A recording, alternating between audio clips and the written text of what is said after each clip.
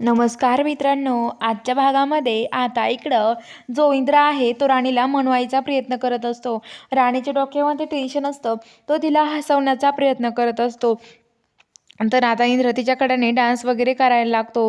तर आता इकडं राणी ते घरी येतात आणि घरी आल्यावरती इंद्र आणि राणी आवरतात. तेवढ्यात राणी तिथे उभं असते. राणीच्या डोक्यामध्ये राणी पुस्तक घेऊन वाचायला चाललेली असते. तेवढ्यात इंद्र म्हणतो, "काय गं राणी, काय करतेस?" राणी म्हणते, "काही नाही इंद्र सर." तर आता इंद्र मनातल्या मनात म्हणतो, की आता खरंच मी राणीला माझ्या मनात काय चाललंय ना ते सांगू शकतो. आता जवळ आता मी राणीला लवकरच मी हे सांगणार आहे, की राणी खरंच हे सगळं काही तिला सांगणार आहे. मग मी का लग्न केलं, का सगळं झालं ना हे सांगतो तिला. म्हणजे माझ्यामध्ये काही गैरसमज होणार नाही. असं म्हणतो. तेवढ्यात आता इकडं लगेच जो आहे विक्रांत लगेच मालतीला म्हणत असतो, की "मालती आई, तुला माहिती आहे का?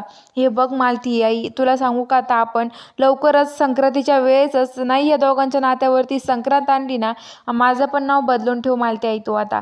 बघतच राही मी काय करतो." असं तो विक्रांत मालतीला बोलतो. तर मालती म्हणते, की "हो, जे काय करायचं ना ते लवकर कर फक्त." असं म्हणतो. तर आता इकडं लगेच जो इंद्र आणि राणी आहे संक्रांतीच्या दिवशी आवरायला घेतात. जी मालती आहे ती आता राणीला आवरायला घेते. ती राणीचं आवरते. राणीला डोकं वगैरे विचरून देते. तिची साडी वगैरे व्यवस्थित करते. राणीचं सगळं आवरून देते आणि आता लगेच राणी आणि इंद्र खाली येतात. त्या दोघांची दृष्टी वगैरे पण काढते आणि म्हणते, की तुमच्या दोघांच्या नात्याला कोणाची दृष्टी नको लागायला. आणि मनातल्या मनात म्हणते, की तुमच्या नात्याला माझी दृष्ट अशी लागणार आहे ना, दृष्ट म्हणजे संक्रांत येणार तुमच्या नात्यावरती असं म्हणत असते. आणि आता इकडं लगेच इंद्र आणि राणीला कळतं, की इंद्राने नेमकं काय केलं आहे तिच्यासोबत. आणि आता लगेच इंद्र राणीला प्रपोज करण्यासाठी थांबलेलं असतो. तिथे राणी जाते आणि म्हणते, की "इंद्र सर, तुम्ही माझ्यासोबत का लग्न केलं? तुम्ही मला फसवलं इंद्र सर. तुम्ही मला एवढं फसवायला नको होतं इंद्र सर.